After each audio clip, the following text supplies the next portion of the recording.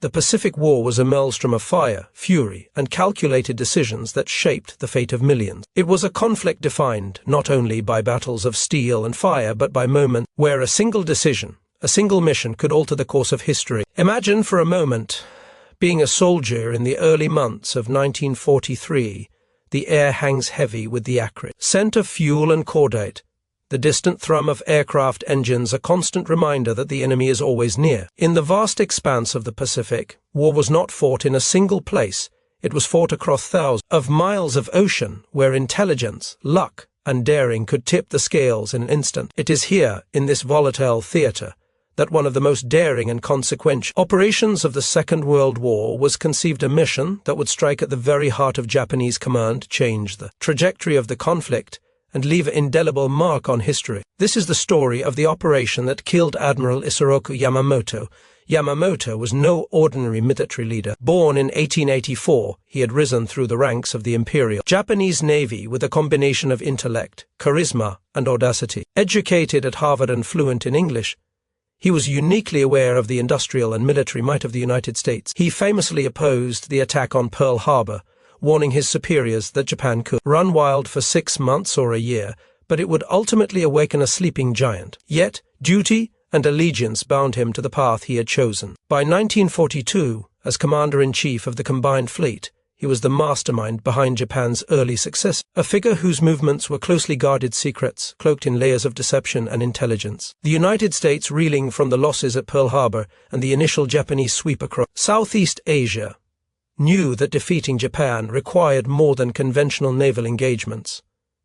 Victory required striking at the nerve center of Japanese strategy, disrupting leadership in a way that could have far-reaching effects on morale and operational planning. Yamamoto was a symbol, a strategist whose presence on the battlefield shaped decisions across the Pacific. Removing him would not only demoralize the Japanese high command, but could also provide the Allies with a psychological edge, proving that even the most revered leaders were not beyond reach. The plan to eliminate Yamamoto originated in the shadowed halls of Allied intelligence. The operation was not conceived lightly. It was born from painstaking work by cryptographers and intelligence officers. Japanese communications were notoriously complex, relying on codes and ciphers that changed frequently. But by mid-1942, U.S. Navy cryptanalysts had made a breakthrough, using the efforts of brilliant mathematicians and linguists stationed at Station Hyper in Pearl Harbor.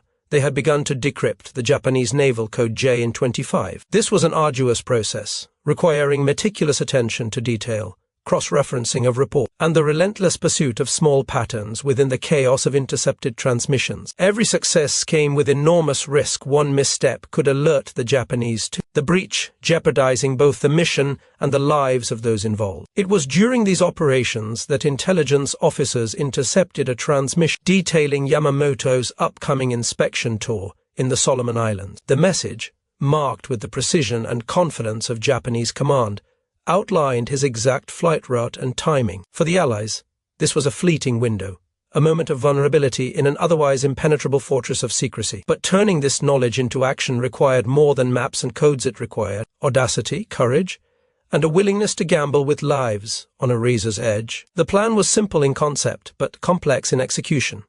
A squadron of long-range fighter aircraft would be dispatched from the Solomon Islands, flying hundreds of miles over open ocean to intercept Yamamoto's flight. The operation relied on exact timing, precise navigation, and the ability of pilots to maintain stealth and composure under the immense pressure of combat. Any deviation could result in disaster: aircraft lost at sea, pilots captured, or the target evading their grasp entirely. It was the kind of mission that demanded not only skill, but nerves of steel and unwavering belief in one's training and acceptance that failure could be fatal. Beyond the technical and logistical challenges, there was the human dimension. The pilots chosen for this mission were young men, many in their early 20s, trained to execute a task that blurred the line between courage and recklessness. They were briefed meticulously, taught to visualize every aspect of the flight, from takeoff to interception, from engagement to return. The psychological burden was immense. They knew the mission would place them deep in enemy territory, without immediate support,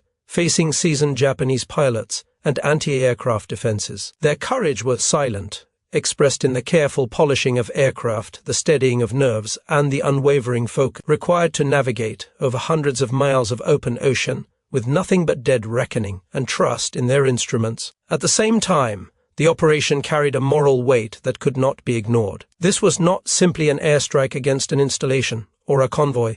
It was a targeted assassination of a military leader. In the culture of the time, where honor and duty defined both sides of the conflict, the decision to carry out such an attack was heavy with ethical consideration. Allied planners weighed the potential impact against the risks and the precedent it would set. Yet, in the context of total war, the mission was framed as a strategic necessity, a decisive strike that could shorten the conflict and save countless lives by destabilizing the Japanese command structure. The stakes were clear. Success would send shockwaves through the Japanese Navy and embolden Allied forces across the Pacific. Failure could mean not only the loss of aircraft and men, but also the exposure of U.S. intelligence capabilities, allowing Japan to change codes, routes, and strategies, and potentially altering the course of the war itself. The mission required precision, timing, and an almost uncanny level of daring. And as the pilots prepared to launch into the unknown over the vast, shimmering expanse of the Pacific, they carried with them not just their aircraft, but the hopes of a strategy that sought to bring a decisive turn in the darkest hours of the war. In the days leading up to the operation, every detail was rehearsed, scrutinized, and re-examined. Aircraft were stripped to reduce weight and maximize range, fuel calculations were double-checked, and navigational charts were pored over with relentless care. Pilots memorized waypoints, altitudes, and the expected formation of enemy aircraft. The tension among the men was palpable. Even seasoned veterans admitted to a rare, quiet anxiety, a recognition that this mission was unlike any other. And yet, within that tension, there was an undeniable sense of purpose, a shared understanding that history was about to be made. As the final hours approached, the Pacific sky seemed to hold its breath, the calm before a storm that could reshape the theater of war. From Pearl Harbor to the Solomon Islands, from the command rooms of the U.S. Navy to the hidden airstrips on remote islands, the gears of strategy, courage, and fate were aligning for an operation that would test every limit of human endurance and military ingenuity. And in the heart of Japan, unaware of the threat, Admiral Yamamoto prepared for his journey, oblivious to the invisible eye that tracked each mile of his flight. The stage was set, and the world was about to witness a moment where risk, intelligence, sheer human courage collided in a deadly dance over the Pacific. The morning of April 18, 1943, dawned over the Solomon Islands with a deceptive calm. The tropical air was thick with humidity, the sun rising over a landscape scarred by battle, airstrips carved from dense jungle, and the distant rumble of the ocean, reminding all who served there of the vastness and unpredictability of the Pacific. On one side of the conflict, Admiral Yamamoto, unaware that the Allies had cracked his codes, was boarded. His Mitsubishi G4M Betty bombers, flanked by an escort of Mitsubishi A6M0 fighters. The Japanese formation was confident, disciplined, and methodically prepared, a symbol of the precision the Imperial Navy had cultivated over decades. Yet, unbeknownst to them, their every move had been tracked with almost surgical accuracy. At Henderson Field, a small airstrip on Guadalcanal, American forces were put the final touches on what would become one of the most daring missions of the war. The mission was codenamed Operation Vengeance. It was a plan that relied on intelligence, timing, and flawless execution. 6 P-38 Lightning fighters were selected for the task. The Lockheed P-38 was no ordinary fighter. It was a twin-engine aircraft with exceptional range, speed, and firepower, uniquely suited for the overwater interception required in this operation. These aircraft were stripped of unnecessary weight, every bolt and panel optimized to extend their range over hundreds of miles of ocean. The pilots chosen were a mix of experienced combat aviators and young men who had demonstrated exceptional skill and composure under fire. They had been briefed repeatedly, memorizing waypoints, fuel calculations, and the expected formation of the Japanese aircraft. The mission required them to navigate over 400 miles of open water, mostly relying on dead reckoning. They would have no radar assistance, no possibility of calling for immediate support, and only a slim margin for error. One wrong turn, one miscalculation, and they would either miss their target entirely or perish in the endless Pacific. The psychological pressure was immense. A mistake here would not simply be a personal failure, it would endanger the broader strategic objectives of the Allies, and potentially reveal the extent of their intelligence breakthroughs. As the P-38s lifted off the airstrip, their engines screaming into the dense morning air, the men were acutely aware that this was more than a routine sortie. Each mile flown brought them closer to a mission that blurred the lines between tactical strike and precision assassination. The journey across the Pacific was tense and silent, punctuated only by the hum of engines and the occasional murmur of communication between pilots. The ocean below seemed endless, a liquid void that mirrored the uncertainty of war itself. Here, skill, courage, and timing were paramount. A deviation of even a few minutes could mean missing Yamamoto entirely, a risk the pilots carried with stoic resolve. Meanwhile, Yamamoto's formation was making its way toward the Solomon Islands. His schedule had been meticulously planned. His confidence in Japanese operational security was complete. The very fact that the Japanese High Command believed their communications secure made the Allies' advantage even more critical. As the Americans closed the distance, intelligence officers on the ground monitored every move. They had calculated the interception point down to the precise minute, but there was no room for error. Even a slight misjudgment in altitude, speed, or heading could allow the Japanese formation to slip away into the vast Pacific expanse. The encounter itself was sudden, violent, and precise. At 9:35 hours, the American P-38s caught sight of the Japanese aircraft over Bougainville. The pilots maintained discipline, keeping formation, and waiting for the optimal moment to strike. The engagement unfolded rapidly.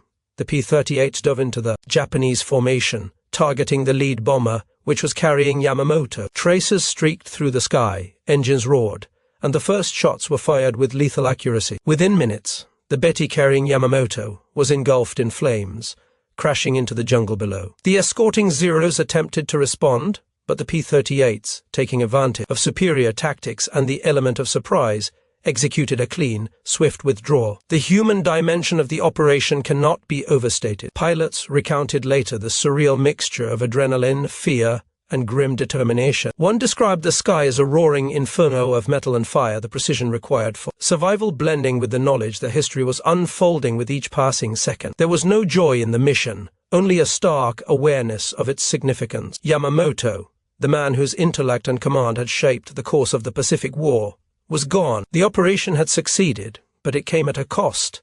The psychological burden on the pilots, the weight of having executed what was essentially a targeted killing, and the ever-present reminder of the fragility of life in the theater of war. Operation Vengeance remains one of the most studied and discussed missions of the Second World War. Historians have noted several interesting facets that underscore both the ingenuity and audacity of the operation. For instance, the P-38 pilots had to fly low over the ocean to avoid radar detection and then execute a precise climb to interception altitude, a maneuver that demanded both technical skill and nerves of steel. The planning accounted for wind drift, fuel consumption under combat conditions, and even the need to disengage quickly once the target was destroyed. These considerations highlight the meticulous level of planning and foresight required for success. Another remarkable aspect was the reliance on decrypted intelligence. Without the breakthrough in cracking JN-25, the mission would have been impossible. Yet, this success also exposed the Allies to significant operational risk. Had the Japanese discovered that their codes were compromised, they could have changed their encryption, adjusted flight schedules, and potentially avoided disaster. The cryptographers and intelligence officers, whose work often remained unseen, played a decisive role in shaping the outcome of this mission, illustrating that warfare was as much a battle of the mind as it was of steel and fire. The broader impact of Yamamoto's death was immediate and profound. Japanese morale suffered, and the loss of their chief strategist forced a reorganization of the Imperial Navy's command structure. On the American side, the success of the mission became a symbol of what intelligence, courage, and audacity could achieve. It provided a psychological boost in a theater where confidence and initiative were critical, reinforcing the notion that even the most protected leaders were vulnerable under the right conditions. Yet, the mission also left lingering questions about the nature of risk, duty, and the human cost of war. The pilots returned physically unharmed, but the weight of what they had done taking the life of a formidable enemy commander was not easily shared. In personal memoirs, some reflected on the eerie calm of the ocean beneath them, the sudden eruption of fire and destruction, and the knowledge that history had pivoted on a single, perilous mission. It was a stark reminder that in war, moments of daring are inseparable from moments of moral ambiguity, and that the bravery required to execute such operations often comes with a profound psychological toll. Operation Vengeance, meticulously planned and audaciously executed, serves as a testament to the intertwining of intelligence, courage, and risk in wartime strategy. It illustrates that in the vastness of the Pacific, where chance and choice intersect daily, the fates of nations sometimes hinged on the decisions of a few men, flying hundreds of miles over an unforgiving sea. The story of Yamamoto's death is more than a tactical victory. It is a window into the human experience of war, the fear, the discipline, and the quiet heroism that shaped the course of history in ways both immediate and enduring. The aftermath of Operation Vengeance unfolded across the Pacific with a quiet intensity that belied the violence of the mission itself. As the P-38 pilots returned to Henderson Field, engines still warm and adrenaline slowly ebbing, the magnitude of what they had achieved began to settle in. They had flown hundreds of miles over open water, confronted the most formidable Japanese air defenses of the time, and executed an operation so precise that it left no room for error. Yet, amidst the relief and exhaustion, there was a profound awareness of the human cost and the gravity of the strike they had carried out. They had removed from the battlefield one of the most influential military minds of the war, and with him, the immediate cohesion and confidence of Japan's naval command. Across the Solomon Islands, news of the mission spread cautiously. Allied intelligence officers, cryptographers, and planners who had orchestrated every detail of the operation were both relieved and anxious. Success had come, but the war was far from over. The Japanese High Command would soon realize that Yamamoto's death was not the result of chance. They would begin re-evaluating their communications, flight protocols, and security measures. For the Americans, it was a stark reminder of the delicate balance between intelligence, opportunity, and execution. One misstep, one small error in timing or navigation, and the entire mission could have ended in disaster. The impact on the Japanese side was immediate and profound.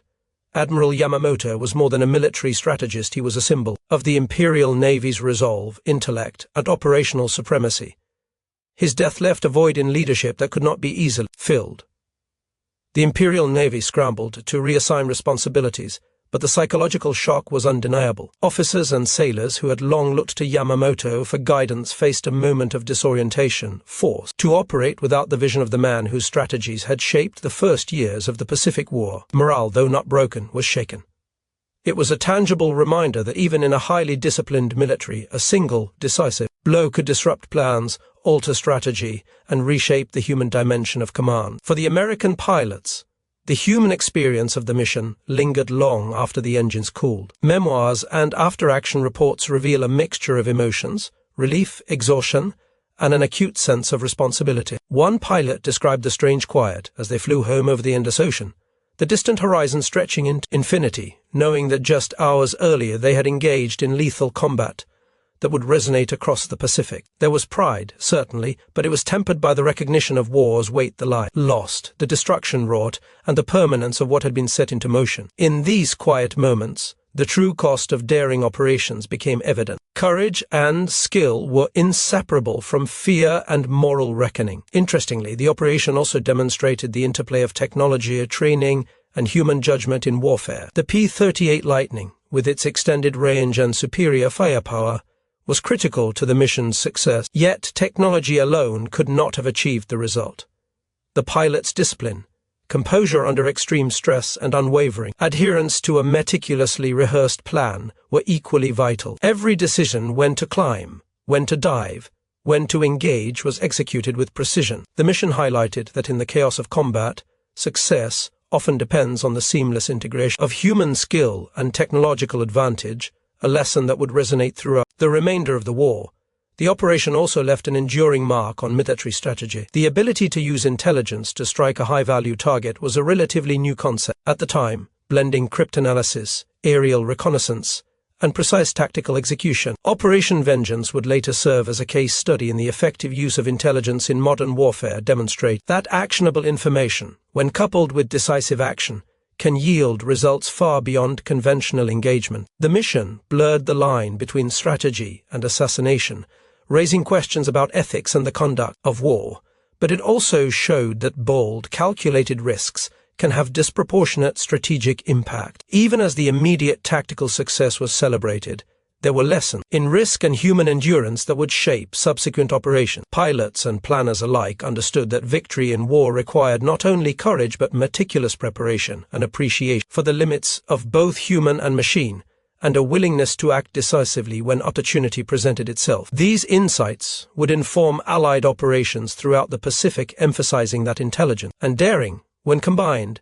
could achieve objectives that conventional methods could not. The story of Yamamoto's death thus became emblematic of a broader shift in warfare toward precision, calculated risk, and the human ability to act decisively under extreme pressure. Decades later, historians and military analysts continue to study Operation Vengeance, not only for its strategic impact but for the human dimensions it reveals. The pilots, young men in their early 20s, exemplified courage tempered by skill. The cryptographers and intelligence officers demonstrated the quiet, often invisible, labor that shapes the battlefield. The mission encapsulates the interplay between knowledge, risk, and execution, the very elements that determine outcomes in war. In this sense, the operation is more than a story of a single strike. It is a lesson in human psychology, decision-making under pressure, and the way individuals navigate the thin line between life and death in pursuit of a greater objective. Ultimately, the mission's legacy is both tactical and deeply human. It underscores that war is as much a contest of intellect and preparation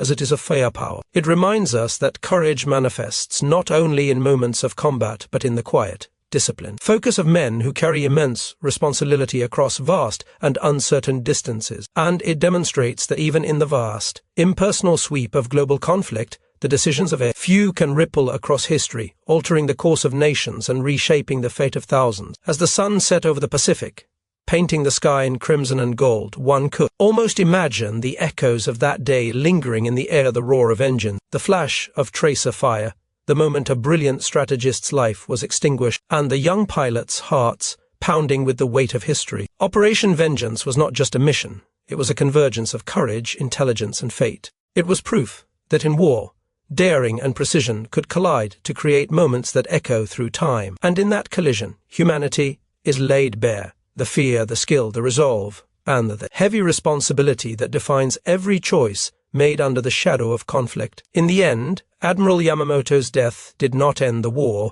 but it altered its course, leaving a permanent imprint on both Japanese strategy and Allied confidence. It stands as a reminder that history is shaped not only by the vast armies and great battles, but by calculated acts of bravery, the silent work of intelligence, and the resolute courage of those willing to risk everything to change the tide. And it leaves us with a powerful reflection: in the maelstrom of war, individual actions, no matter how perilous, can resonate across the span of history, forever shaping the story of humanity in moments of unimaginable consequence.